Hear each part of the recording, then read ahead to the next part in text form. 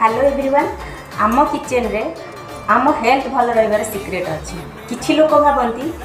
आम एक्सरसाइज कले आम हेल्थ भल एक्सरसाइज जमी आमको दरकार आमको आमर खाद्य भी सेमती भल रहा दरकार आमको 20% एक्सरसाइज दरकार गोटे दिन भितर आ 80% गोटे भल न्यूट्रिशन खाद्य दरकार जोटा कि आमको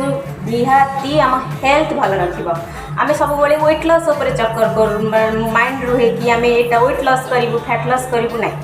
आमको हेल्थ भल रखार अच्छी ओजन तो कमार अच्छी बट हेल्थ भल रखार अच्छी जोटा कि आम करूँ हेल्थ भल रखा सहित 20% एक्सरसाइज करूँ 80% न्यूट्रिशन नौचु यहाँ आम न्यूट्रिशन जोटा कि आम healthy breakfast no weight loss product healthy breakfast जोटा कि आम